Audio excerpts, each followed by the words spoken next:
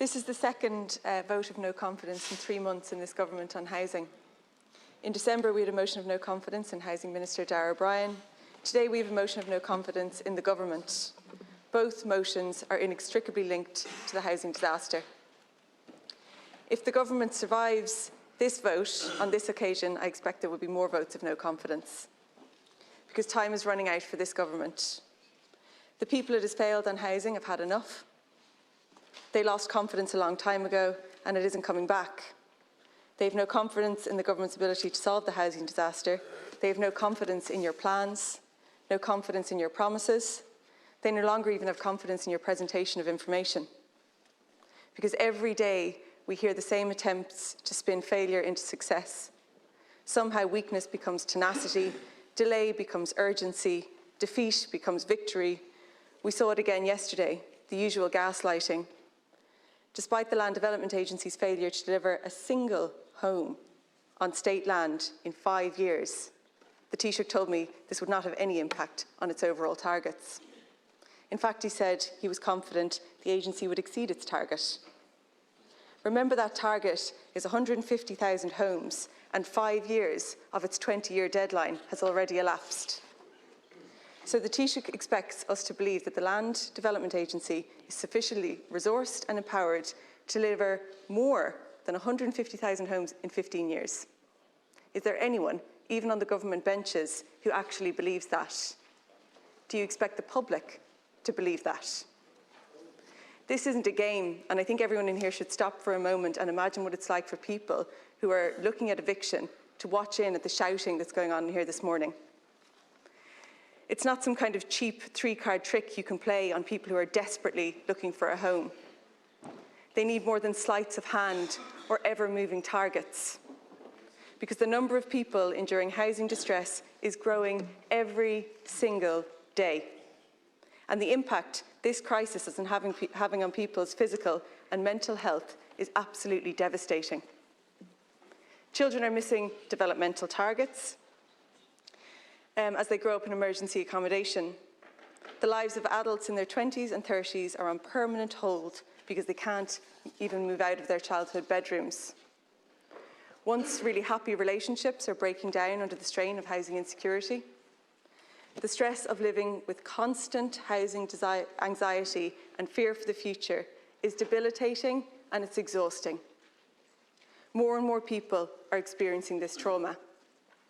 There is no end in sight and no hope for so many.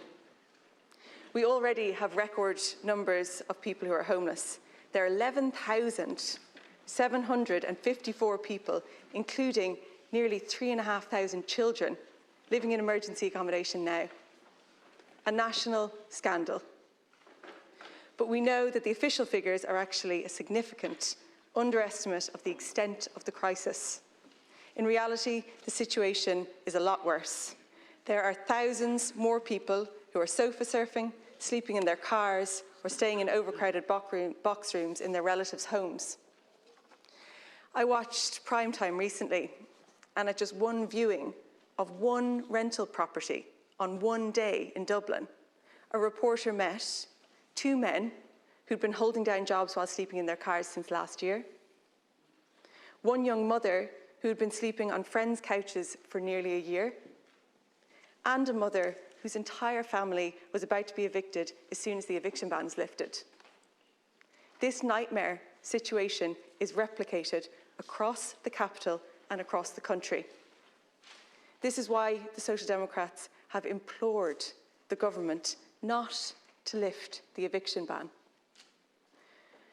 Just look around and see what's already happening. Why would you do something that you are sure is going to make the situation significantly worse? Why would any Irish government vote to increase homelessness? The eviction ban is the only protection that is left stopping people from becoming homeless. But evidently, the government doesn't seem to care. It is determined to plough on regardless, no matter what the cost, in human misery and suffering. To add insult to injury, last week it announced some half-baked schemes, which it optimistically described as a safety net for renters. But this is just more gaslighting. None of these measures are in place. It's doubtful some ever will be. Does anyone in government actually know how a safety net works? It's supposed to be in place before you fall. That part is critical. If it's not, and it doesn't catch you, then it is functionally useless, like most of the government's so-called mitigation measures. The Green Party deserve a special mention here, because they have justified their support for lifting the eviction ban by stating that tenants will soon have a first right of refusal to buy their home when the landlord sells it. Any such scheme would require legislation, something the Green Party leader seemed confused about after it had been announced. We have no idea when that legislation is likely to be published. And even if the legislation did exist, most tenants would not have a hope of being able to afford their rental homes. Because in this case, the Green Party didn't seem to know. Just for your information, house prices are at record highs. The decision of the Green Party is a Marie Antoinette moment. Let them eat cake is not the solution when the masses can't even afford bread. There are no solutions to this crisis that the government could adopt if it was actually interested in this disaster, in addressing this disaster.